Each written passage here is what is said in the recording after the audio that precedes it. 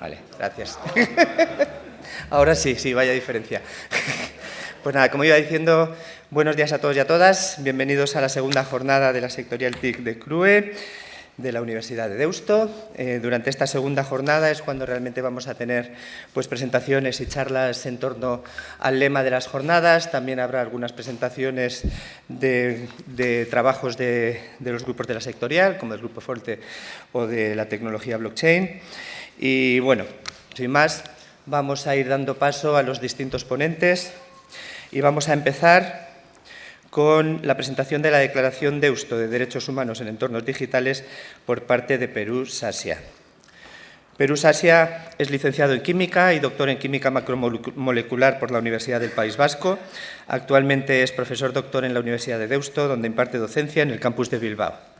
Pertenece al equipo de investigación de ética aplicada a la realidad social. Experto, ponente y conferenciante, desde el año 2005 es el director de la Fundación FIARE, dedicada a la promoción de alternativas económicas a través de la investigación de nuevos circuitos financieros. Es miembro del Consejo Confederal de la Red Española de Economía Alternativa y Solidaria, REAS, y del Consejo de la Federación Europea de Bancos Éticos y Alternativos, FEBEA. Por favor, Perú. Hola, buenos días a todas y a todos. Gracias por permitir este breve espacio de una presentación muy general sobre la Declaración de Derechos Humanos en Entornos Digitales que ha promovido la Universidad de Deusto en estos últimos meses. Es una iniciativa que, como digo, presentaré someramente. La declaración en sí misma está muy accesible, la tienen a disposición en la web, pero sí que me gustaría utilizar este rato, estos 15 minutos, para enmarcar un poco el por qué es pertinente, cómo ha surgido y cómo se ha elaborado una declaración de este tipo y qué recorrido creemos que puede tener lo que es, sin duda, algo más que un documento escrito. Precisamente es la pretensión que tenía cuando comenzamos a prepararla. Es una iniciativa que no surge de la nada, surge pues de la naturaleza que tienen nuestras universidades de estar atentas a dinamismos sociales relevantes que de alguna manera nos preguntan, también dinámicas internas propias de nuestra actividad académica investigadora y de transferencia, que nos hacen preguntarnos por qué dinámicas sociales están ahí y cuál debería ser el posicionamiento de la universidad respecto a esas dinámicas. Esta declaración responde a ese tipo de respuesta que, como digo, las universidades con una cierta frecuencia, valoraremos si más de la deseada, menos de la deseada, hacemos o se nos pide que hagamos como un actor social significativo en la configuración de nuestras sociedades. El documento no es solo un listado de 16 derechos, como se puede comprender, sino que está rodeado también de una serie de contenidos que ponen estos derechos en el lugar pertinente y permiten además un posicionamiento de la universidad respecto a lo que entendemos que debe ser una perspectiva ética en el entorno tecnológico. Hay dos aspiraciones fundamentales en la declaración. En primer lugar, poner de relieve público, decir, posicionarse públicamente como un actor que dice este debate es importante. Obviamente ni somos los únicos ni somos los primeros, pero ciertamente nos apuntamos como universidad, con las competencias que nosotros podamos tener, a un debate público en el que la perspectiva ética respecto a los entornos digitales y, por extensión, respecto al fenómeno tecnológico, es algo que tiene una cierta importancia, apareciendo así con la academia como una voz autorizada para concienciar a la sociedad, ¿no?, sobre cuestiones que son éticamente sensibles. Esto lo repetimos mucho a los muchachos y muchachas cuando les intentamos enseñar razonamiento ético y análisis ético de las situaciones, que una de las responsabilidades del profesional en su condición de experto es precisamente concienciar, generar conciencia social de vacíos legales, retos éticos y muchas otras cosas, ¿no? En segundo lugar, es un compromiso que también abiertamente declara un propio compromiso de la universidad por incorporar la perspectiva ética desde distintos puntos de vista, ¿no? Un elemento que deberá ser imprescindible en nuestra actividad docente, investigadora, en nuestra actividad de transferencia y en el propio uso de las tecnologías que obviamente les resulta tan familiar a ustedes aquí presentes, ¿no? Sin ir muy lejos, porque la declaración lo desarrolla, pero sí que me gustaría parar un momentito en cuál cuáles son los presupuestos éticos desde los que se escribe esta declaración, ¿no? Esta declaración se asienta sobre una serie de principios éticos que vienen de las distintas tradiciones éticas, no son estrictamente deontológicos, estrictamente utilitaristas o estrictamente basados en la ética de las virtudes, sino que tratan de recoger todas las escuelas o todas las perspectivas éticas que, bueno, la humanidad en unos cuantos miles de años de pensamiento ha sido capaz de ir desarrollando, ¿no? Y ahí aparecen cuestiones que resultan muy evidentes una vez leídas, pero que volcarlas sobre el fenómeno tecnológico en este tiempo no resulta tan sencillo, ¿no? La prioridad del ser humano, que el ser humano no puede reducirse a datos, la prevalencia del bien común, la reivindicación del principio de autonomía, que se convierte en un principio central dentro de los principios de la ética profesional en el ámbito del mundo tecnológico y muy particularmente en ámbitos como las economías digitales, etcétera, etcétera, cuestiones relacionadas con el concepto de dignidad y una declaración que aparece como la última en el listado, pero precisamente como la última por dotarla de relevancia y no todo lo contrario, una específica atención a la protección de las personas menores de edad, ¿no? A las que les solemos llamar nativos digitales y realmente lo que son es huérfanos digitales. Han aprendido a vivir en ese mundo sin padres, porque no han tenido padres, como si cuando mi padre intentaba explicarme qué era aquello de la droga, ¿no? Entonces, su condición de huérfanos digitales los que les ha ido y les sigue haciendo ir descubriendo las novedades que la tecnología supone y que requieren, pues, retos seguramente de acompañamiento, de comprensión, de adaptación, que no siempre yo creo que reflexionamos suficientemente, ¿no? Hay tres preconcepciones sobre lo tecnológico que destilan en esta declaración, ¿no? La no neutralidad de la tecnología, yendo o tratando de alejarse de ese razonamiento tan simplista de todo depende del uso. Fijaros en un cuchillo, hay que ir mucho más allá, las tecnologías nos cambian, las tecnologías evolucionan, el sujeto que usa la tecnología cambia en el momento que la va usando, la cosa es mucho más complicada, no se puede ser solo tecnológicamente determinista o solo socialmente determinista cuando se habla del fenómeno tecnológico. Tomamos decisiones conscientes y el otro día decíamos en una jornada con empresarios sobre esta declaración que la tecnología podemos considerar imparable, pero eso no quiere decir que la tengamos que considerar ingobernable, que no es lo mismo, Entonces hay una asunción, hay precisamente una declaración, es decir, la tecnología debemos gobernarla y orientarla al bien común, lo cual no es sencillo. Una declaración que se fundamenta, como decía, en las grandes 4 tradiciones éticas, ¿no? Tiene principios, hay deontología dentro de la declaración, hay éticas del diálogo, la propia declaración es ponerse en un proceso de diálogo, de deliberación que trate de generar amplios marcos normativos.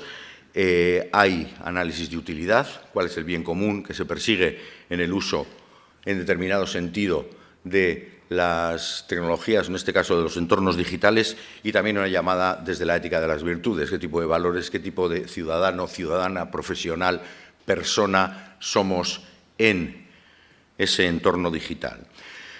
Una referencia que en esta universidad es obligada a los principios de la ética profesional. Como sabéis, en Deusto todas las carreras, todos los grados y bastantes másteres tienen como obligatoria la asignatura de ética cívica y profesional, 6 créditos en el último curso para todas las titulaciones, como digo, y la ética profesional es un análisis que genera mucha actividad docente y no solo docente, también de investigación y de transferencia, ¿no? Los famosos principios sobre los que se articula la ética profesional, de beneficencia, no maleficencia, autonomía y justicia, están asimismo presentes en la declaración.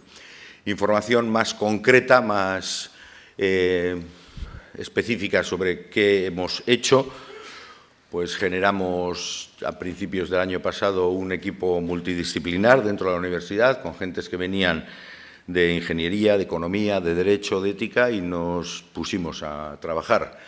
Contamos con una asesoría de expertos externos. Asimismo, miramos un poco lo que había por los alrededores. Sabíamos que nuestro reto no era la sabia formulación de los derechos y que fuesen todos y que fuesen justo esos. Nos parecía que, hombre, ahí había un reto que hacer, pero también entendíamos que lo importante era generar un documento que tuviese una consistencia y lanzase un mensaje que iba más allá de esos 16, si no solemos bromear diciendo que debiéramos haber hecho 12 y así podíamos hacer calendarios, ¿no? Entonces, la declaración se formalizó, se puso públicamente en conocimiento de la sociedad, sobre todo de nuestro entorno, en noviembre de 2018. Vino una ministra, vino el vicepresidente del Gobierno vasco, que nos hizo un comentario muy curioso, que a mí siempre me gusta recordar cuando presento esta declaración. Nos dijo: Erkoreka, atended de esos derechos que son muy importantes, atended mucho al de la instancia humana detrás de las máquinas que toman decisiones y detrás de los algoritmos, porque seguramente será una máquina la que decida vuestra pensión enseguida.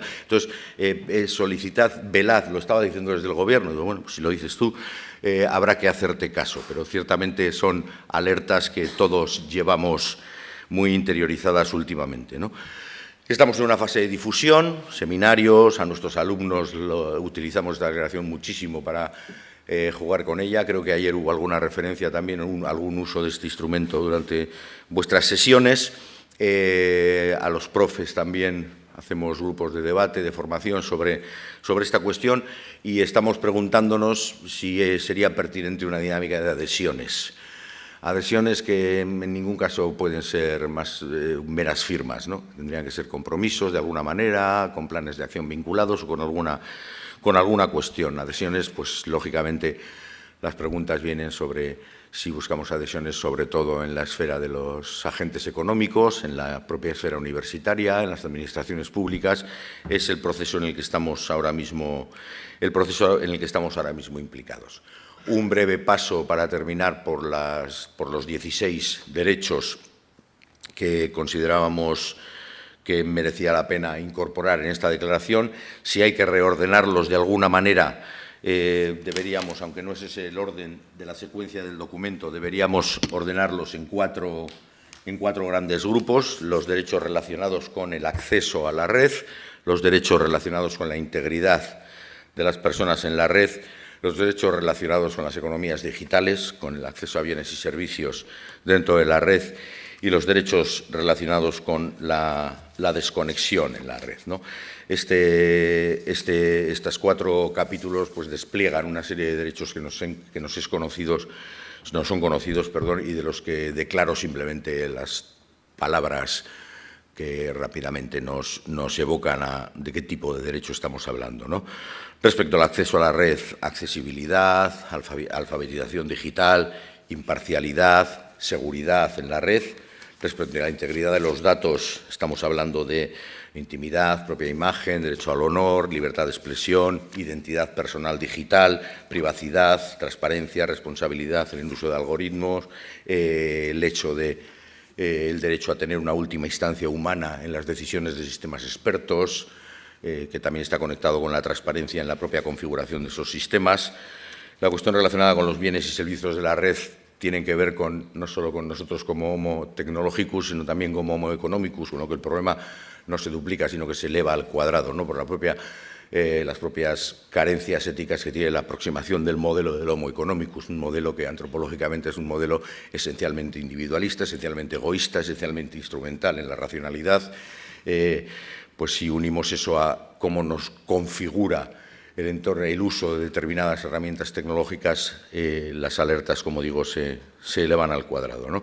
Y ahí están presentes las cuestiones de las economías digitales, las cuestiones del rol, autonomía de las personas consumidoras, el derecho a la propiedad intelectual en la red. Y finalmente la desconexión, con los famosos derechos al olvido, el derecho a la desconexión, derechos laborales. Están empezando empresas a desarrollar, a prohibir, la medida en que cada una esté organizada lo puede hacer mejor o peor, el envío y recepción de correos electrónicos profesionales desde el viernes a las 6 de la tarde hasta el lunes a las 9 de la mañana. Hay empresas que ya lo están haciendo. El derecho a la desconexión y el derecho al legado digital. El derecho al legado digital cuando, por haber muerto, por mortis causa, la persona mantiene una memoria en la red, pero ella ya no está entre nosotros, ¿no? Entonces, ¿cuál es el legado digital? ¿Quién conserva los derechos a utilizar o dejar de utilizar ese legado, ¿no? En fin, la declaración está, por supuesto, accesible. El día de la primera presentación hicimos un póster pues muy bonito, la típica persona que está pintando mientras los conferenciantes conferencian, y es, como digo, absolutamente accesible. Muchas gracias.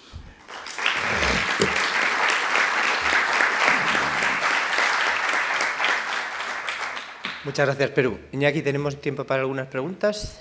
¿Sí? ¿Alguien quiere hacer alguna pregunta? Venga, ya sé que es la primera sesión. Alguien que habrá... Sí, en términos relativos, esto ha sido un madrugón, además, ¿no? O sea que... Zulema, adelante. Hola, Zulema de la Universidad de Burgos. A ver, mi pregunta, bueno, es un poco cuando ha dicho lo de la prevalencia del interés del bien común sobre las individualidades. No se me ha recordado una duda que tengo yo que iba a plantear, bueno, no tiene que ver con la tecnología, ¿no? Pero, digamos, a veces, voy a poner este caso que me parece polémico, no sé a ver cuál era su opinión como experto.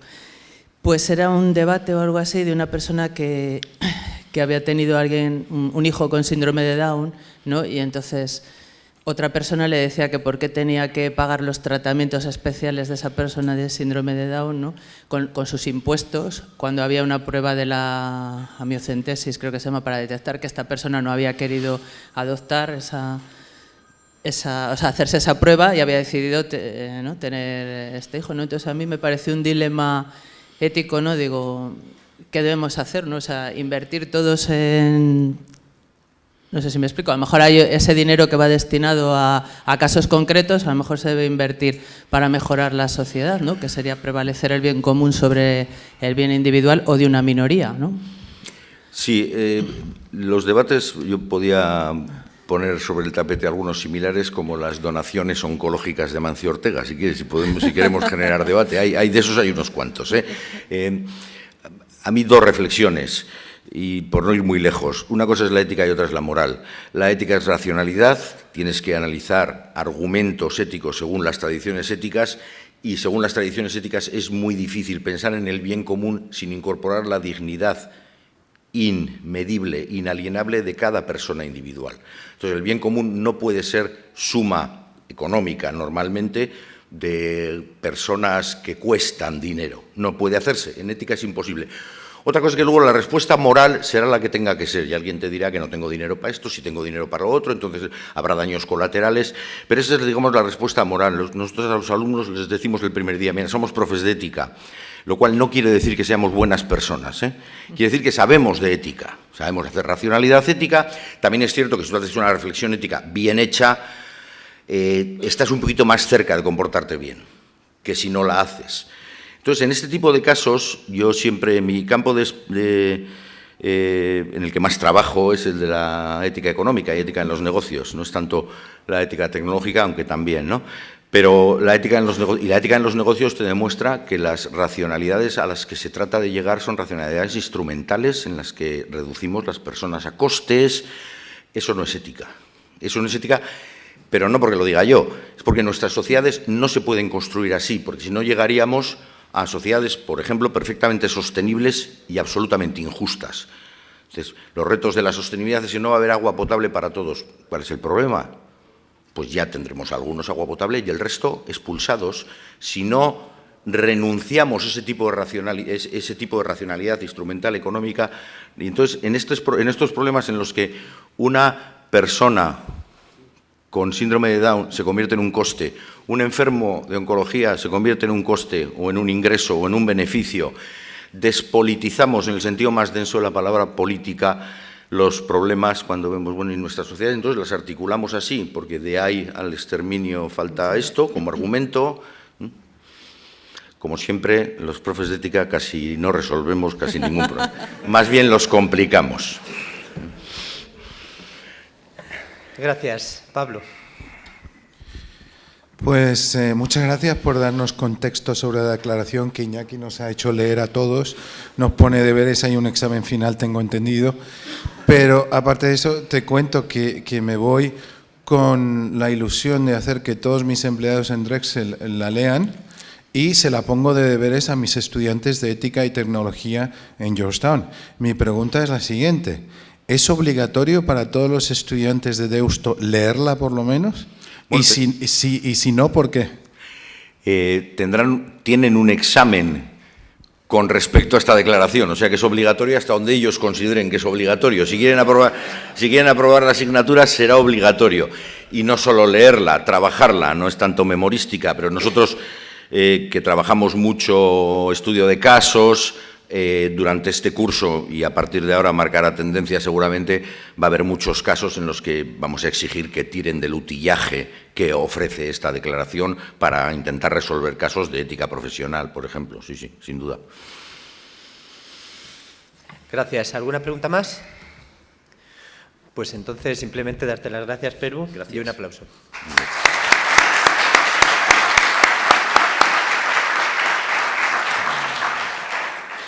Bien, a continuación le toca el turno a Alberto Marcos, que va a hacer una presentación de título 6 principios éticos para el desarrollo de la inteligencia artificial.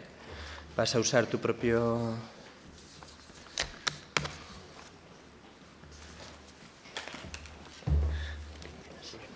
¿Puedo estar de pie? ¿Tienes micrófono? Hay uno de que taca ahí. Bueno, si no me puedo aquí.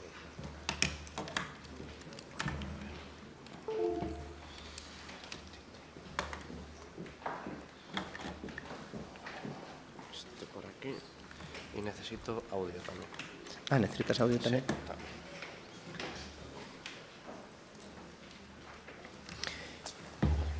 Bueno, aprovecho para presentar a Alberto, aunque le conocemos todos, por lo tanto, simplemente diré que es ingeniero informático por la Universidad de Alcalá, que ha desarrollado su carrera profesional en Microsoft y siendo actualmente el responsable de universidades. Muy bien. ¿Se me oye por aquí? No. Dale al botón. Sí. Ahora, ¿no?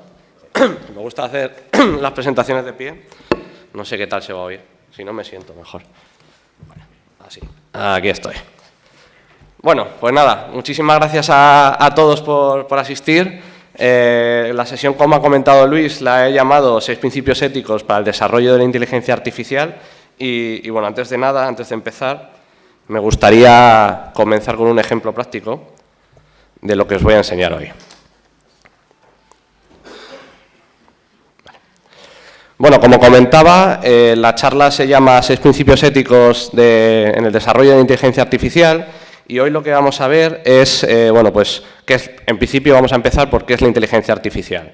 La inteligencia artificial, como muchos de vosotros conocéis o sabéis, pues denominamos a los sistemas autónomos que son capaces de interpretar o de trabajar, de interrelacionarse con el sistema, con el mundo real, a través de diferentes mecanismos, del habla, pues eso, de la visión, ¿no?, de sistemas cognitivos. No sé si lo estáis viendo abajo, pero estoy teniendo una traducción en tiempo real, bueno, de lo que estoy hablando ahora mismo, en inglés, ¿vale? Tenemos un sistema de traducción simultánea en 30 idiomas. Esto está disponible en PowerPoint, lo tenéis todo disponible de forma gratuita con Office 365, y esto al final usa los servicios cognitivos del lenguaje que tenemos en Microsoft. Entonces, voy a pararlo porque os vais a distraer con los subtítulos. Sí, es que es por la voz, es que eso se lo agradezco a la gente que ayer me sacó a correr y... Vale, entonces voy a quitar los subtítulos porque no quiero tampoco distraeros, ¿vale? Bueno, simplemente... En cuanto a inteligencia artificial, ¿qué tiene que contar Microsoft aquí? Muchos diréis, bueno, es que Microsoft se mete en todo, ahora viene a hablar de inteligencia artificial. Bueno, principalmente Microsoft inauguró Microsoft Research en el año 91, o sea que tiene bastante experiencia en estos temas, principalmente dedicado a temas de computación cuántica y a temas de servicios cognitivos e inteligencia artificial, o sea que no somos nuevos en este sentido. Aquí veis algunos de los titulares, pues en temas de reconocimiento de voz, temas de traducción, como habéis visto, y bueno, un caso real y palpable del día de hoy, como tenemos a la derecha, en colaboración con Telefónica, que es todo el sistema de inteligencia artificial a través de bots conversacionales que tenemos con Aura. Pero hoy voy a intentar, bueno, reflejar y contaros ejemplos que a mí me han parecido muy, muy interesantes sobre el uso de la inteligencia artificial, principalmente con servicios de Microsoft. Y más allá de esto, que bueno, puede ser algo más del día a día, no sé cuántos de vosotros conocéis la iniciativa que llevamos a cabo con ING en Holanda. Bueno, fue una iniciativa, esto que veis ahí, que lo llamamos el nuevo Rembrandt. Ese cuadro que veis atrás es un cuadro que está pintado por una inteligencia artificial. Le metimos un patrones a una red neuronal sobre cuadros de Rembrandt y le dijimos, queremos que pintes a un hombre caucásico, blanco, con gorro y con estas características, mirando de perfil, y con una impresora 3D que era capaz de simular los lienzos, fue capaz de pintar este cuadro que se expuso en un museo allí en Holanda y que pasaba por un Rembrandt auténtico. Hubo muchos especialistas que veían el estilo, las trazas del propio Rembrandt en este cuadro. Luego también estamos utilizando la inteligencia artificial en medicina. No sé cuántos de vosotros conocéis la técnica CRISPR. Bueno, es una técnica que nos merecíamos el Nobel en España porque fue un investigador de la Universidad de Alicante. Es una técnica súper revolucionaria que permite la edición genética en elementos vivos de una manera muy, muy sencilla. La edición como tal es muy sencilla, pero las combinaciones o las problemáticas que pueden surgir de ahí son complejas. Y nosotros estamos utilizando inteligencia artificial para mejorar ese uso de esa técnica CRISPR, que realmente, bueno, ya os digo, va a revolucionar todo lo que es la edición genética. Para los que me conozcáis, soy bastante friki de la ciencia, en concreto de la astrofísica, y hace pues, un tiempo, no sé, un año o así, leía este libro de Michio Kaku. Michio Kaku es uno de los grandes divulgadores que hay en la ciencia en el mundo, y leía un libro que se llama La física de lo imposible. Básicamente, en el libro cataloga las imposibilidades físicas en 3 niveles. El tipo 1, que son imposibilidades físicas que la ciencia puede conseguir resolver, se estima, en un plazo de unos años, ¿vale? De 5 o 10 años. Las imposibilidades de tipo 2, que se cree que llevará decenas de años, si no centenas de años, el poder resolverlo. Y las de tipo 3, que son las que se consideran físicamente imposibles, ¿vale? Estaba leyendo el libro y cuando estaba por las imposibilidades de tipo 2, leo sistema de conducción de coches autónomos. Un sistema en el que el coche sea capaz en tiempo real de detectar y entender los elementos de una carretera, de señalización, para poder adaptarse y conducir automáticamente. Claro, no sé si habéis visto hay un vídeo de Tesla que a mí me encanta, que llega la persona con el coche al trabajo, le abre la puerta, se baja, entra a trabajar y el coche solo busca aparcamiento. O sea, de hecho, es que llega a un sitio donde está saliendo una persona, pone el intermitente, espera que salga el coche y aparca solo. Ya se encarga de buscar sitio. Claro, yo estaba leyendo esto y me acordaba del vídeo, digo, lo he tenido que entender mal, me he venido arriba a leer el libro en inglés y no lo he entendido. Claro, lo volví a leer y no estaba diciendo eso como una imposibilidad que la ciencia le llevaría decenas de años el resolver. Claro, cuando me di cuenta de que el libro se había publicado en 2009, o sea, no hace ni 10 años, y ha avanzado muchísimo, muchísimo la ciencia y la tecnología en ese sentido. Algo que en 2009 veíamos como algo imposible, es una realidad, ¿vale? En ese sentido, bueno, aquí veis lo que es una gráfica de lo que es el crecimiento en el poder de computación bueno, en la historia, ¿no? No sé si se aprecia muy bien, pero básicamente hay un punto, es un crecimiento exponencial, y hay un punto en el cual la capacidad de computación equivalente a un cerebro humano luego da lugar a como si toda la humanidad pudiera computar conjuntamente. Esto es un concepto muy interesante y a la derecha veis una gráfica de un artículo de un blog que os recomiendo encarecidamente que leáis, si no lo conocéis. Se llama Wait But Why, es de un americano que se llama Tim Urban y es una maravilla. Entonces, él explica que estamos al borde de una revolución tecnológica sin precedentes por la inteligencia artificial. Y él el artículo se llama El camino a la superinteligencia artificial. Él explica que si ponemos en contexto los diferentes niveles de inteligencia, ahí podríamos ver al ser humano, y bueno, pues ahí vemos una gallina, una hormiga. En el momento en que la inteligencia artificial sea capaz de computar y de aprender como un cerebro humano, habrá un salto explosivo que la convertirá en una superinteligencia artificial, que comparativamente, ahí la veis ahí arriba, será como intentar explicar a una hormiga la teoría de cuerdas. Esto, que puede ser más o menos ciencia ficción, en el artículo explica que a diferentes expertos que se les pregunta y que se les cuestiona, dicen que los más optimistas que llegarán en 30 años y los más pesimistas que llegarán en 60 años. Es decir, es algo que la comunidad científica da por hecho y que por tanto es muy relevante y muy importante estar preparados para ello. ¿Cómo podemos prepararnos para ello?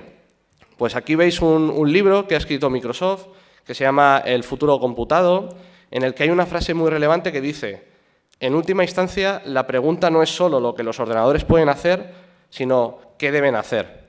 Y esto es una pregunta, una reflexión que nos debemos hacer, porque esa inteligencia artificial que puede dar lugar a esa superinteligencia artificial la vamos a desarrollar nosotros o nuestros estudiantes. Entonces es muy importante que tengamos unos principios éticos y una consideración a la hora de hacer ese desarrollo.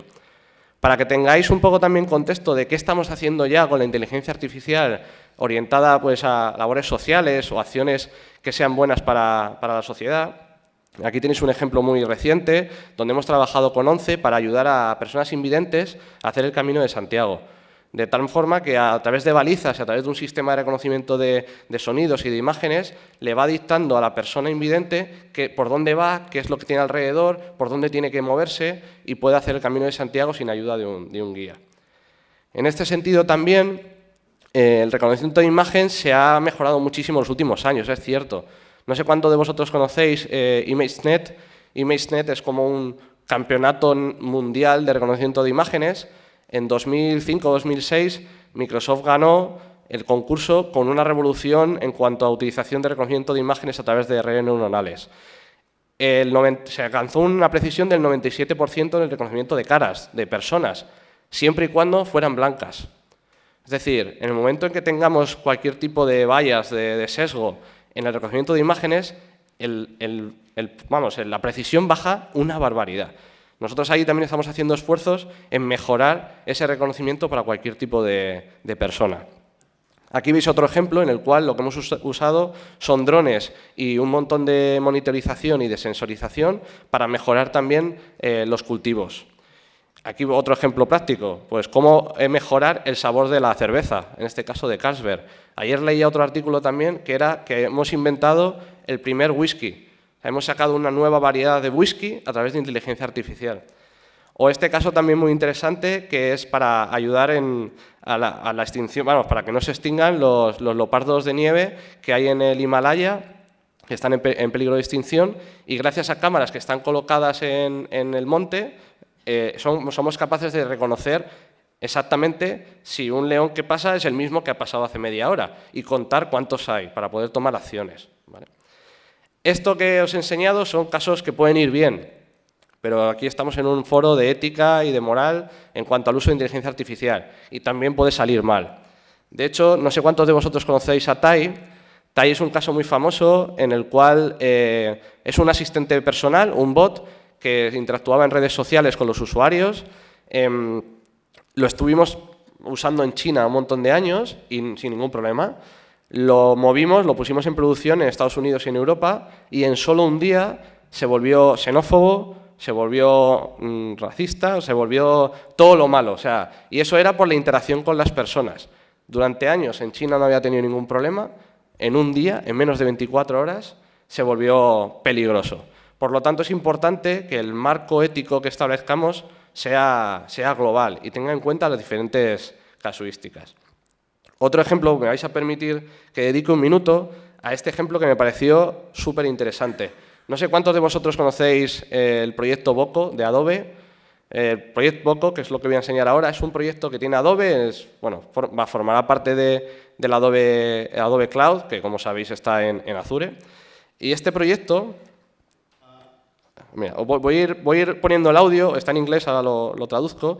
Es una persona que le llevaron ahí al escenario, es un actor que había recibido un premio, entonces, si escucháis.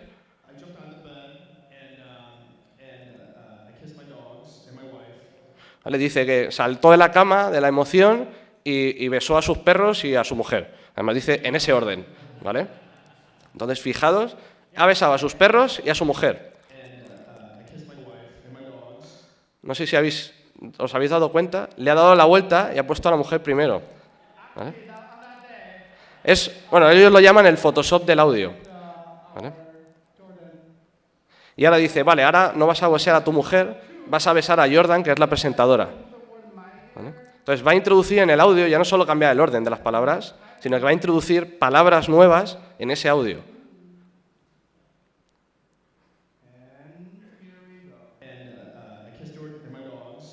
¿Vale?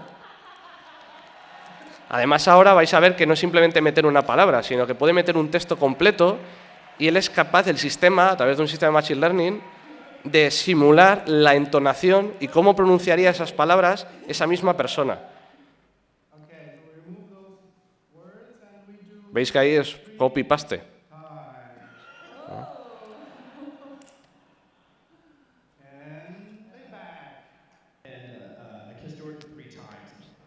¿Os dais cuenta, eh? O sea, pensar el potencial y el peligro que tiene esto. Hay audiciones, hay grabaciones de audio que se utilizan como pruebas judiciales. Imaginaos que yo pudiera editar y poner en palabra de otra persona algo que no ha dicho. ¿Vale? Entonces, bueno, simplemente, continuando, en Microsoft también nos hemos hecho la reflexión de hasta qué punto, dado esta situación, tendría sentido hacer un juramento hipocrático, igual que existe para los médicos, para los desarrolladores de software, ¿no? Y para ello lo que hemos creado o lo que hemos propuesto son 6 principios éticos para el desarrollo de esa inteligencia artificial, que básicamente pues es justicia, fiabilidad y seguridad, privacidad, inclusividad, todo ello apoyado sobre 2 pilares que son la transparencia y la responsabilidad. Y como comentaba antes, estos 6 principios para el desarrollo de la inteligencia artificial tienen que formar parte de una conversación global, porque no podemos nosotros, de manera individual o en una pequeña región, establecer cuáles son esos criterios o esos principios que debemos seguir. En cuanto a esto, un ejemplo que me parece muy interesante, no sé cuántos conocéis el Moral Machine del MIT, ¿cuántos lo sabéis? Bueno, pues esto es un proyecto que se llevó a cabo hace un par de años, o un año y medio, donde básicamente el MIT lo que desarrolló fue una plataforma en la que participaron más de 2 millones de personas para establecer cuáles son los criterios éticos que tenía que seguir un coche autónomo ante una situación o sea, que no tuviera un final feliz. En este caso, veis, pues, bueno, era una encuesta, podéis entrar y podéis probarlo. Tiene 2 opciones el coche. Tú tienes que elegir si atropella a 2 mujeres atletas y un hombre que están cruzando la calle o se estampan contra el muro y se mueren las 2 mujeres atletas y el hombre que están en el coche. Y luego empieza a revesar. Pues se están cruzando una señora mayor y una niña y en el coche hay un hombre divorciado. Y lo que hacen es, a base de preguntas, entrenar el algoritmo de inteligencia artificial que va a regir las decisiones del coche autónomo para que sea lo más parecido a lo que la conciencia social general podría tomar. Porque al final, ¿quién desarrolla esto? ¿Quién marca dónde está el límite? ¿Quién marca cuál es la decisión correcta? Entonces, me parece un buen ejemplo de esa globalización del desarrollo de inteligencia artificial. Luego también, lógicamente, esto tiene su impacto en los trabajos del futuro, ¿no? Y esto es algo lógico. Habrá trabajos, sobre todo los que pues, se puedan automatizar, los que no requieran de cierta sensibilidad, que se terminarán sustituyendo a la inteligencia artificial. Y lo que hay que buscar es cómo nos complementan. Leí un artículo el otro día que decía, tu profesor del futuro no será un robot, pero necesitará de apoyo de uno. Y es cierto, o sea, no sustituirá al profesor, porque el profesor tiene una interacción con el alumno, tiene una sensibilidad, una humanidad, pero necesitará apoyarse en las nuevas tecnologías. Entonces, en este sentido, hay que preparar a los jóvenes de ahora para este tipo de entornos. Nosotros lo que hemos hecho es poner a disposición de los estudiantes, muchos ya lo sabéis, numerosos programas de capacitación. Aquí veis un curso que tenemos en EDX, un curso sobre inteligencia artificial, y luego también tenemos una Business School que hemos creado con las preguntas o los criterios que debes plantearte a la hora de poder aplicar una estrategia de inteligencia artificial en tu organización. También lo que hemos hecho en Complutense, por ejemplo, y hoy no está Santiago, pero también lo vamos a hacer en el Alfonso X, es un programa que hemos llamado Alumno 4.0. donde lo que hacemos es, les formamos, les capacitamos y les certificamos en el curso de inteligencia artificial que os he enseñado antes, y hay una serie de empresas bastante relevantes en el mercado que veis ahí, que tienen la obligación de contratarles una vez acaben la certificación. Los resultados están siendo magníficos y, como digo, lo vamos a repetir en más universidades. Y sin más, para acabar, hay una frase de Eduard Punset, bueno, un poco también por hacerle un homenaje por su reciente fallecimiento, que dice: el alma está en el cerebro. De hecho, hay un libro que se titula igual. La reflexión que me gustaría hacer aquí es: si el alma está en el cerebro y el alma que queremos poner en ese cerebro artificial, creo que deberíamos hacer lo imposible y deberíamos trabajar todos juntos para que ese alma del cerebro artificial sea lo mejor posible. Así que, muchas gracias.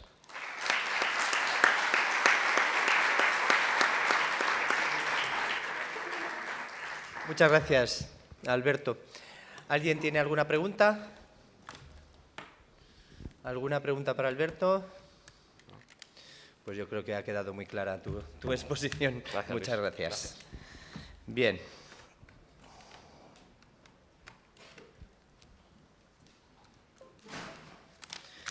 Bueno, pues a continuación le toca el turno a Natalia Esteban, que va a presentar el informe del Grupo de Trabajo FOLTE, que, como sabéis, es Formación Online y Tecnologías Educativas. Natalia Esteban es máster en Informática Interactiva y Multimedia, máster en Ingeniería de Sistemas de Decisión, ingeniera superior en Informática por la Universidad Rey Juan Carlos e ingeniera técnica en Informática de Sistemas.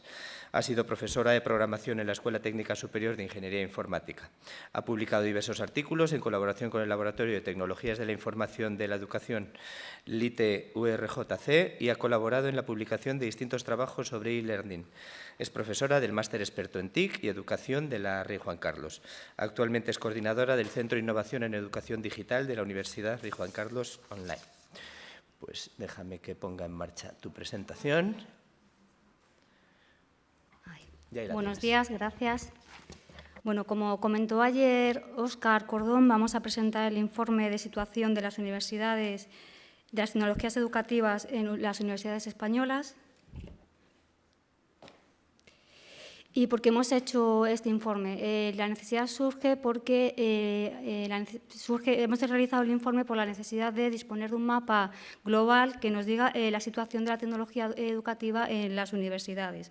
Para elaborar este informe hemos utilizado como instrumento una encuesta que nos ha permitido ver cómo van incorporando la tecnología a las universidades y en qué situación se encuentra esta incorporación.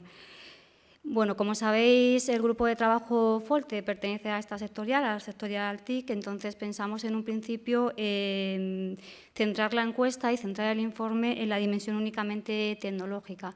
Si habéis tenido ocasión de poder echar un vistazo al informe a la copia del informe que os proporcionamos ayer, habéis podido comprobar que realmente no se centra únicamente en la parte o dimensión tecnológica, sino que hemos incorporado otras dimensiones como temas de organización o temas de pedagogía o metodologías. Es muy importante que sepáis que hemos tenido siempre como referente el informe Universitic de CRUE, de modo que lo que queremos es que este informe sea un complemento al informe Universitic y que no se pisen los indicadores que se contemplan en este informe que ya está elaborado. Un valor añadido de la encuesta que hemos realizado es que en todo momento ha sido una encuesta diseñada de forma colaborativa. De hecho, como vamos a ver posteriormente, en el diseño han participado 47 expertos que asistieron a una jornada en Sevilla de 33 universidades distintas y además hemos recibido aportaciones de expertos de la sectorial TIC, 40 aportaciones que hemos también ido incorporando. Todo ello ha dado lugar a una encuesta que está categorizada en 28 topics y 108 preguntas. Podemos resumir las fases que hemos seguido para la elaboración del informe en 5 fases. En primer lugar, decíamos, bueno, ¿de qué partimos? ¿No? ¿Qué indicadores hay? ¿De qué indicadores partimos? Lo que hemos hecho es hacer una revisión bibliográfica, un estado del arte, consultando distintas publicaciones o informes que tienen bastante reputación y que nos den una idea de por dónde se está trabajando y qué indicadores existen.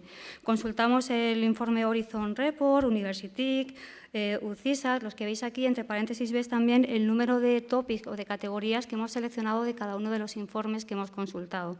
En total, hicimos una selección previa de 159 topics o categorías y se me ha ido una diapositiva. Vale. que posteriormente lo que hicimos fue, de estos 159 topics, hicimos un filtrado, eliminamos todos los duplicados que habían y eliminamos los topics que tenían una antigüedad inferior a 2010.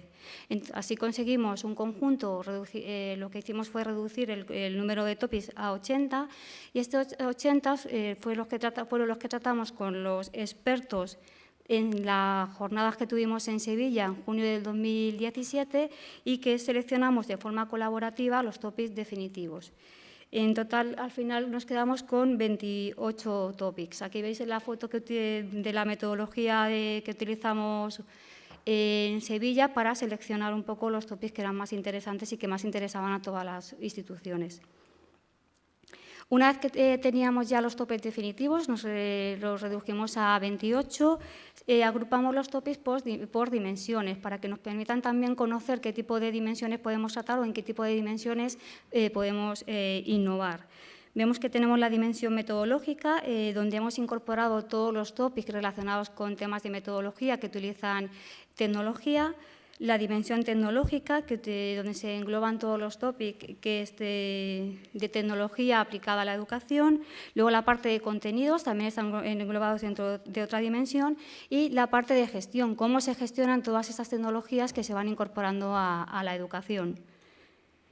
Aquí podemos ver un poco cómo están categorizados. Tenemos en la parte de metodología Active Learning, Adaptive Learning, Flipped Classroom, gamificación, Mobile Learning. Luego tenemos en la parte de tecnología los estándares, herramientas colaborativas, herramientas de plagio y luego la parte de creación de contenidos. Y en la parte de gestión vimos planes de formación del profesorado, planes de innovación, normativas existentes en innovación. Vale, aquí las podéis ir consultando. En la tercera fase lo que hicimos es que una vez que tenemos los topics definidos y las dimensiones creadas, lo que vamos a hacer es un prediseño de una encuesta y vamos a validarla con un conjunto de expertos. En base a este primer boceto lo validamos con representantes de esta sectorial, de la sectorial TIC. En total participaron 50 expertos de más de 40 universidades españolas y nos enviaron 40 aportaciones. Analizamos estas 40 aportaciones, intentamos incorporar el mayor número de aportaciones al diseño de encuesta final, pero siempre intentando que no aumentara demasiado el número de preguntas, pero sí que reflejásemos todas las necesidades de las que necesitábamos recoger información. En total, la encuesta final está formada por 28 topics o categorías y 108 preguntas. Las 108 preguntas no están balanceadas en los topics, es decir, todos los topics no tienen el mismo número de preguntas. El número de preguntas depende de la importancia del topic y de lo que queramos profundizar o que necesitemos analizar más información dentro de ese topic. También deciros que había pregunta llave, es decir, que no todas las universidades tienen que responder a todas las preguntas. Depende, por ejemplo, si preguntábamos sobre el plan de innovación, si no tienes plan de innovación, pues no se mostraban las preguntas siguientes relacionadas con el plan de innovación. Aquí podéis ver la distribución de topics por porcentaje de preguntas. Veis que los topics que más preguntas tienen son las relacionadas con los LMS y con los MOOC, que son un 16%. Y podéis ver también algunos ejemplos de preguntas. Hemos incorporado preguntas de elección múltiple, preguntas llave, preguntas abiertas. Es cierto que los investigadores nos han dicho que el análisis de las preguntas abiertas ha sido complicado, por lo que tendremos que tener esto en cuenta para las siguientes versiones de la encuesta. Una cuarta fase, después ya tenemos la encuesta diseñada, pues vamos a recoger la información. Enviamos la encuesta a 76 universidades españolas, que les invitamos a participar, y lo que sí que les dejamos claro que tenía que ser una perspectiva institucional, es decir, no puedes decir que si tienes incorporada o adoptada una tecnología, si solo lo están utilizando un conjunto reducido de profesores, lo tienes que estar utilizando para toda la comunidad universitaria. La encuesta había un responsable para responder a la encuesta y este responsable podía consultar o pasarle las preguntas a otras personas de la universidad para que les pudiesen dar respuesta. El periodo de recogida de datos fue desde noviembre del 2017 hasta febrero del 2018. Una vez que se ha cerrado el periodo de recogida de datos, pasamos al análisis y a la publicación de resultados, que es lo que estábamos haciendo hoy aquí. Entonces, lo que hicimos fue contratar a 2 grupos distintos de expertos, uno para que realizase un estudio estadístico descriptivo de los datos y otro para que realizase las representaciones visuales y los mapas que vamos a ver al final de la presentación. Por nuestra parte, desde el grupo de trabajo, lo que hicimos fue un análisis cualitativo de las respuestas y una vez que recibimos el informe estadístico descriptivo y las visualizaciones, procedimos a elaborar el informe que os entregamos ayer una copia y a publicar los resultados. Vamos a hacer un resumen de los resultados que están incorporados en el informe. Vamos a empezar vamos de los más adoptados o los que más se utilizan a los menos utilizados. Empezamos por normativa y reconocimiento a la innovación docente. Preguntamos, en primer lugar, cuántas universidades tenían planes de innovación docente y vemos que un 79% de las universidades que respondieron a la encuesta tenían plan de innovación y las temáticas estaban relacionadas con convocatorias de proyectos, convocatorias de innovación docente, proyectos de innovación docentes, grupos de trabajo de innovación o jornadas de innovación. También preguntamos, sabéis que la innovación requiere un esfuerzo extra del profesorado, se le reconoce de alguna manera este esfuerzo que tiene que realizar el profesorado y el 72% de las universidades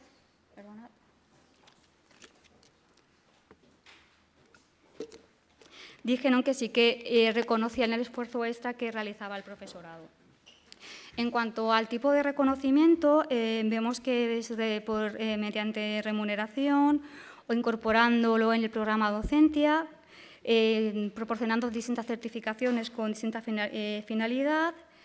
Se podía reducir también la carga docente o incluso convocaban premios de innovación, convocatorias de premios de innovación para premiar el mejor proyecto de innovación docente. En cuanto a la formación del profesorado en tecnologías educativas, preguntamos también si tienen un plan de formación de profesorado que incluya tecnologías educativas y vemos que el 94% de las universidades tiene un plan de formación que tiene tecnología educativa. Vemos que solo que el 92% la formación es voluntaria y solo en el 2% de las universidades la formación es obligatoria. También comprobamos en qué tipo de tecnología formaban a los profesores. Preguntamos si son, como veis, herramientas colaborativas de producción de contenidos, propiedad intelectual, herramientas de plagio, repositorio de contenidos. Y vemos que también estaban empezando a formar en tecnologías más emergentes. Vemos producción de vídeo, usabilidad y accesibilidad, gamificación, active learning y clase invertida. En cuanto al alcance y a la modalidad de formación del profesorado, vemos que en media las universidades forman a más del 28% del profesorado de forma anual.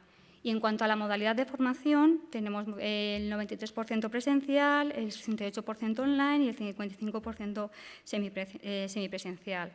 Vemos que también hay un gran desfase entre el porcentaje de profesores que forma cada universidad de forma anual. Entonces, algunas universidades formaban a un 2% y otras universidades formaban anualmente a un 40%. Esto hace que también la media se vea un poquito que disminuya. Tenemos planes de innovación, tenemos planes de formación, pero tenemos unidades que realmente apoyen a los profesores para innovar y que les forme. Pues el 74% de las universidades sí tienen unidades de apoyo a la innovación docente y de producción.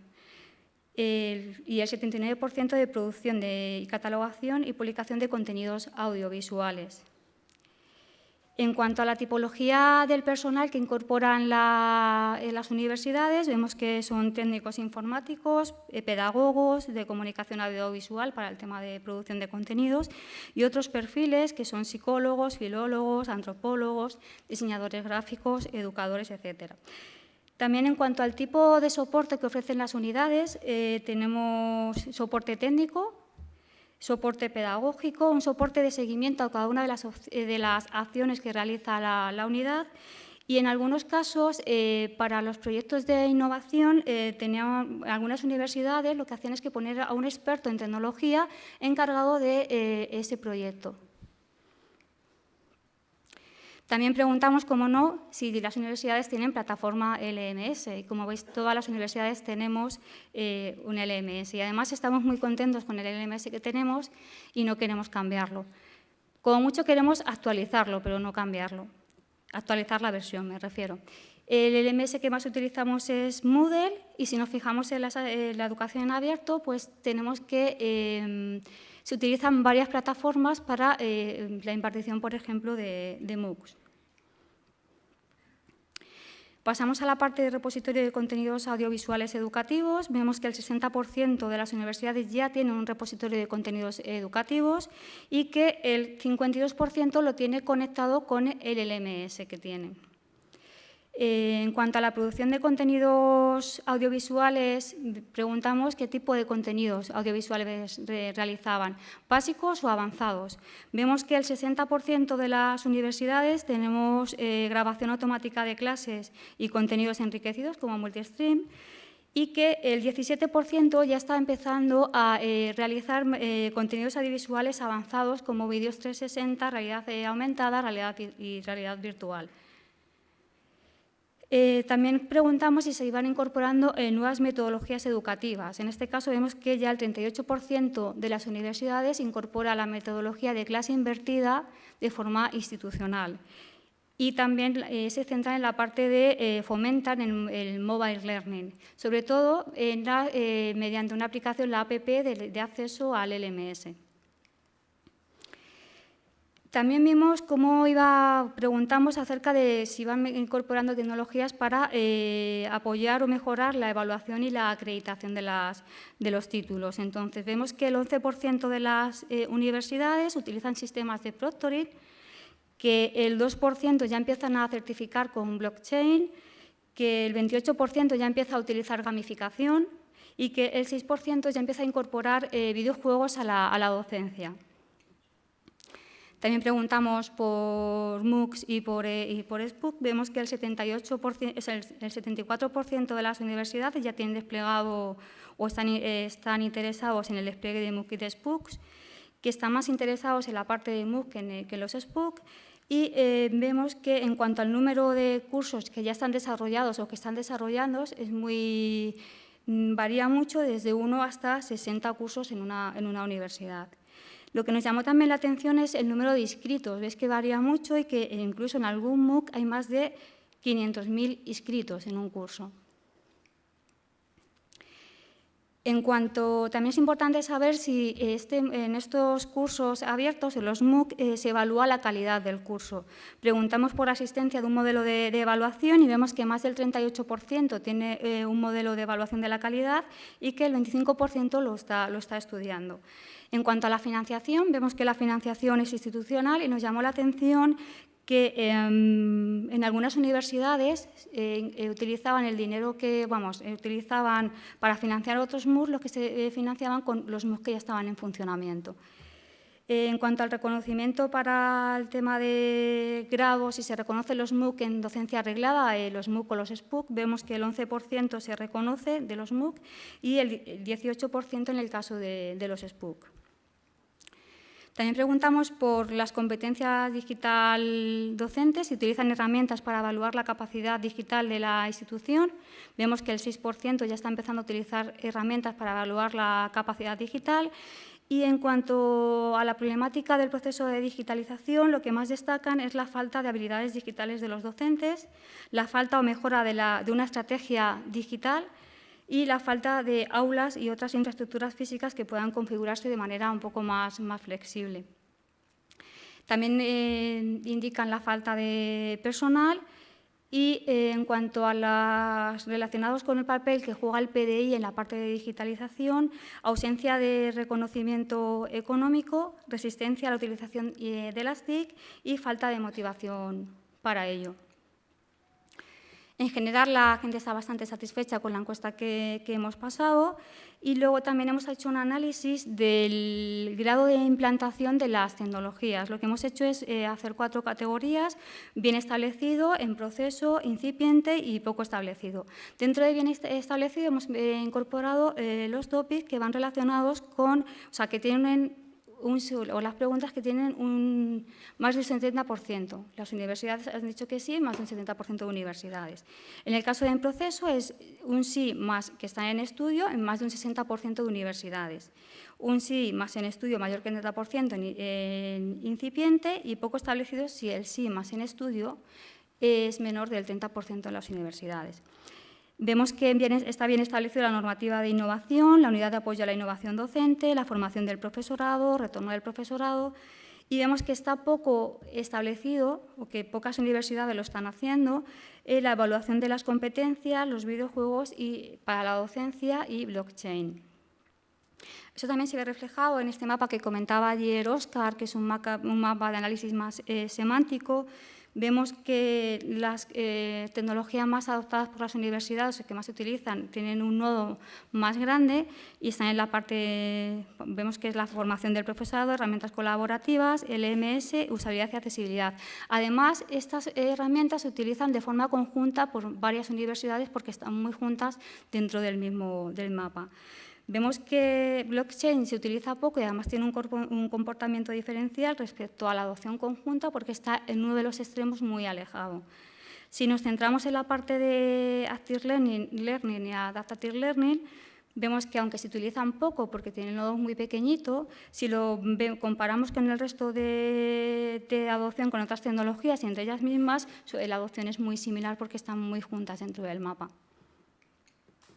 En cuanto al mapa de interés estratégico de las universidades en tecnología educativa, vemos que la que más destaca es la Carlos III, que es la que más tecnología incorpora, Miguel Hernández y la Politécnica de Cartagena.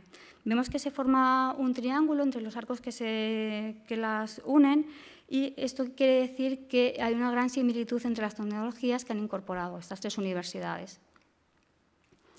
Como conclusiones, podemos destacar que las tecnologías educativas ya constituyen una pieza fundamental en la estrategia de todas las universidades españolas, pudiendo considerarse o se deben considerar como críticas, ¿no?, dentro de la misión de las mismas.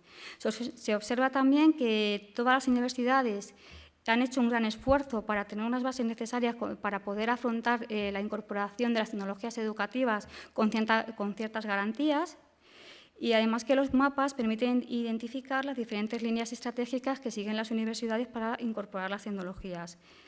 Y luego también podemos ver que hay una gran diversidad en el grado de adopción de las distintas tecnologías educativas. Quiero dar las gracias al núcleo duro del grupo de trabajo de FOLTE, que son todas estas personas que veis aquí, que entiendo que todos los conocéis. Yo particularmente y personalmente quiero darles las gracias porque es un equipo que de verdad está muy motivado y a mí me cuesta mucho seguirles el ritmo porque yo creo que trabajan 24 horas al día, porque es que no me da el tiempo. Y también quiero darle las gracias al presidente del grupo, a Óscar, que está aquí en la sala.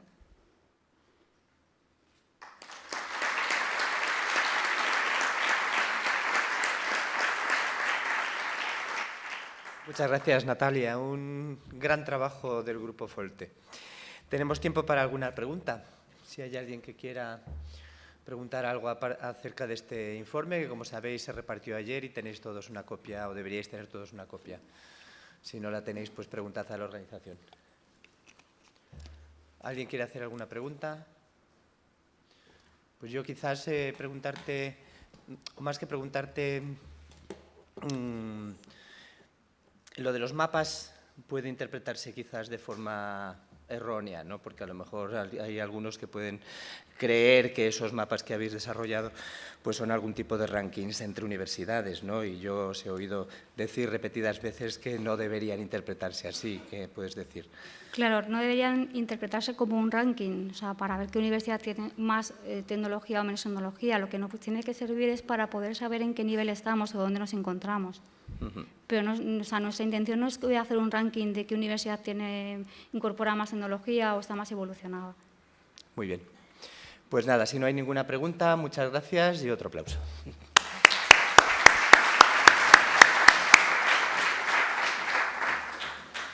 Bien, pues le toca el turno ahora a Elena Matute, que va a hacer una presentación de título Psicología e Inteligencia Artificial, cuestión de ética. Elena Matute es doctora en Psicología y catedrática en la Universidad de Deusto, donde, además de su labor docente e investigadora, dirige el Laboratorio de Psicología Experimental. Es autora de numerosos artículos de investigación publicados en revistas científicas internacionales sobre la memoria, el aprendizaje, los sesgos e ilusiones cognitivas, la simulación por ordenador de procesos cognitivos y el desarrollo de metodología para la investigación psicología vía Internet. Entusiasta de la divulgación científica, es autora de varios libros y numerosos artículos divulgativos sobre psicología y sobre los aspectos psicológicos de la relación de las personas con la tecnología. Colabora con diversos medios en la divulgación de la ciencia y ha sido galardonada con el Premio Prisma y el Premio Jotdown de divulgación científica. Elena Matute es la autora del relato La Granja, del libro Vástagos y de la contribución Viaje mental en el tiempo del libro Nodos. Pues cuando quieras.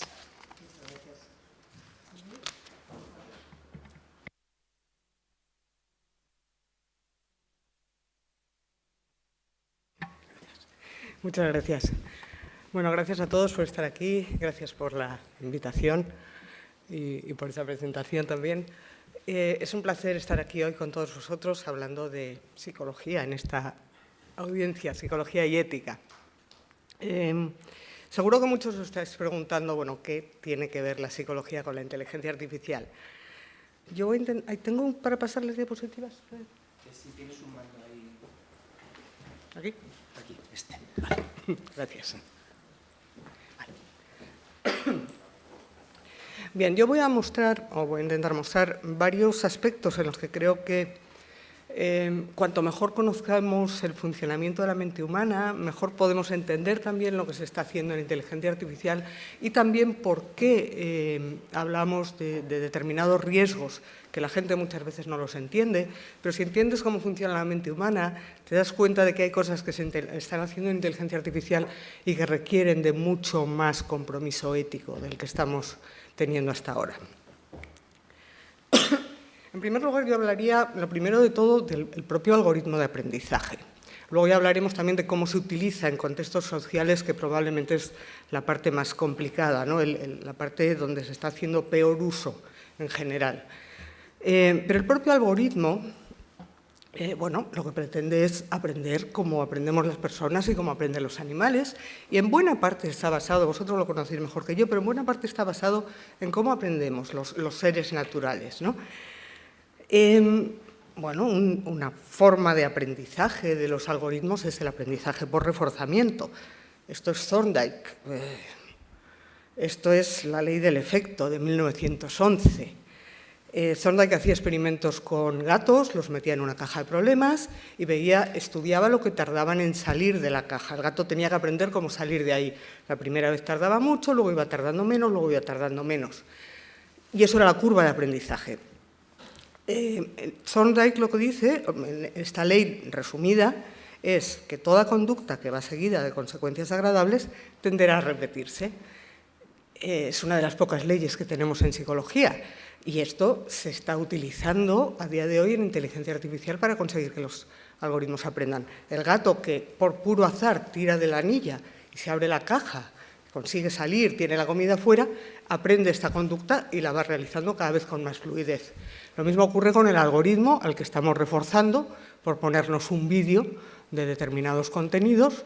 Nosotros le enseñamos, los usuarios, el algoritmo aprende de nosotros, nos va poniendo vídeos que sabe que nos gustan, pero que son cada vez más extremos, y de esa forma nosotros reforzamos al algoritmo, el algoritmo nos refuerza a nosotros. Es decir, tenemos una responsabilidad muy grande en toda la sociedad en cómo, primero, en permitir estos algoritmos y lo que están haciendo a día de hoy de polarización de la sociedad y demás, pero segundo, es que para saber que somos nosotros mismos los que estamos condicionando al algoritmo, bueno, tenemos que conocer todo esto, cómo funciona, ¿no?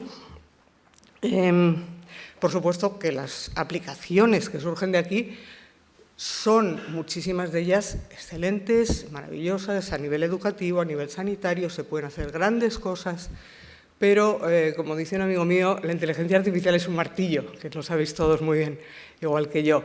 Es una tecnología, podemos usarla para bien y para mal. Lo que pasa es que, en mi opinión, es mucho más que un martillo, es como la energía atómica. ¿Va a cambiar el mundo? y puede ser un cambio enormemente bueno, un florecimiento de la humanidad, o puede ser un desastre si lo usamos mal. Y en este momento no sabemos hacia dónde vamos, aunque estoy segura que todos vosotros, y en el contexto universitario, queremos usarlo bien, pero no siempre es la norma. Vale, otra forma de aprender, además del aprendizaje por reforzamiento, otra cosa que hacemos los seres naturales y también los artificiales es el reconocimiento de patrones. Si veis todos ahí un animal, supongo que la mayoría lo veis, no sé si lejos, los de lejos no sé. Esto es algo que la especie humana y los demás animales hemos tenido que aprender en nuestra historia evolutiva, y si no, no estaríamos aquí. Es decir, hemos aprendido con 4 datos mínimos, pero mínimos, con unas manchas en la maleza, imaginarnos que hay un peligro, que hay un animal escondido, y salir corriendo. Aquellos antepasados nuestros que eran capaces de imaginar el peligro y correr antes de estar seguros son los que transmitieron sus genes a la siguiente generación. Por ese motivo, nosotros tenemos esta capacidad de, con 4 datos, imaginar cosas, tomar decisiones que normalmente son acertadas, muy a menudo son acertadas. Pero ¿qué pasa? Que esto pues, también nos lleva muchas veces a imaginar cosas que no están ahí, ¿no? Y a ver patrones donde no los hay. Y con las inteligencias artificiales está pasando exactamente igual. Cuando les reforzamos por aprender determinados patrones, tienen errores, como los tenemos nosotros. Es decir, queremos máquinas, a día de hoy, que sean flexibles, que se adapten como nos adaptamos nosotros a los cambios del ambiente, que no sean fijas, porque entonces están muertas, como lo estuvieron nuestros antepasados, ¿no? Queremos máquinas flexibles, pero eso significa un nivel de error, sí o sí. Y esto no se está transmitiendo bien a la sociedad. Estamos haciendo creer a la gente que las máquinas son infalibles y no lo son. No podemos fiarnos 100%, y es una de las cuestiones éticas en las que tenemos que incidir. Hay riesgo de error desde el momento que hay aprendizaje flexible. Hablaba antes Alberto, me ha gustado mucho la presentación, la verdad es que coincido mucho y algunas de las diapositivas casi las había quitado pensando que no me daba tiempo y has incidido en lo mismo. Los algoritmos racistas, sexistas, que lo metes en Twitter y ¿cómo no va a aprender barbaridades si es lo que ocurre en Twitter a diario, ¿no? Y la gente la refuerza y el algoritmo refuerza a la gente y se mete en las peleas. El algoritmo que tenemos aquí de selección de personal de Amazon, claro, tú lo entrenas con las bases de datos que hay de trabajo previas, son bases de datos sesgadas. ¿Pero por qué? Porque el mundo está sesgado. O sea, es muy fácil decir, es que el programador lo ha programado mal. No, estos algoritmos no están programados, están aprendiendo del mundo. El mundo está sesgado. Tenemos que arreglar el mundo antes de conseguir que estas máquinas funcionen de manera justa y ética. Una cosa que nos están enseñando precisamente son estos sesgos nuestros, estos errores nuestros, que muchas veces están escondidos, no los conocemos bien. Entonces, cuando lo vemos en la máquina, decimos, ¡qué horror! ¡Qué máquina más injusta! Y claro, te pones a pensar de dónde viene y dices, claro, los humanos estamos sesgados, el mundo humano es injusto. Entonces, bueno, todo esto pues son cosas que se están viendo, pero cuidado, se ven a posteriori. Se ven, todo esto lo va... Ay, perdón, que me he liado. Sí, las estamos viendo a posteriori. Podemos predecir que estas máquinas van a seguir teniendo errores y van a seguir teniendo sesgos, pero no podemos nosotros predecir cuáles van a ser. A ver, algunos sí, pero muchos, la gran mayoría, si se detectan, es a posteriori. Claro, son máquinas que se están utilizando para hacer predicciones. El precrimen, por ejemplo, se está utilizando ya en policías de otras partes del mundo, ¿no? Tú los entrenas con bases de datos de delincuentes y no delincuentes y la máquina acaba aprendiendo con cierto éxito a predecir quién va a cometer un crimen y quién no. Claro, esto podemos usarlo sabiendo que, primero, sabiendo que tiene errores, esperemos que no nos toque a ninguno de nosotros, ¿no? Que nos metan en la cárcel por algo así. Pero incluso aunque no tenga errores, podemos predecir y meter a la cárcel a una persona solo porque la máquina predice que tiene grandes probabilidades de cometer un crimen. A ver, puedo pensar en buenos usos también, lo que pasa es que no son los que se están planteando. El buen uso podría ser, si la predicción nos está llevando, como ha ocurrido en Estados Unidos, a acusar o a predecir que va a cometer un crimen fulano porque es negro, porque vive en tal barrio, porque es pobre, porque tal, caray, lo que tenemos son las causas del crimen, lo que tenemos que hacer es luchar contra ello. Es decir, esto bien usado es una maravilla, pero hoy por hoy no estamos utilizándolo bien, estamos pensando en meter a la cárcel a esta gente para que no cometan el crimen. O se está pensando, quizá en otros países. Son algoritmos de caja negra. Sabéis que a los psicólogos nos han criticado toda la vida, la famosa caja negra, ¿verdad? Nosotros desde que ya acabó el tema de Freud y empezamos a hacer experimentos hace más de 100 años, claro, las críticas son que metemos un estímulo, observamos una respuesta y en medio tenemos una caja negra que es la mente y que solo podemos inferir cómo funciona. A partir de ahí empezamos a hacer simulaciones con inteligencia artificial. Si tengo una buena teoría de cómo funciona el aprendizaje humano, la simulo en lenguaje de ordenador, etcétera, etcétera. Así veo si mi teoría es correcta. ¿Qué pasa? Que hoy en día tenemos una caja negra que es mayor, o por lo menos del mismo tamaño que la de la mente humana. No sabemos lo que está pasando ahí entre el estímulo y la respuesta.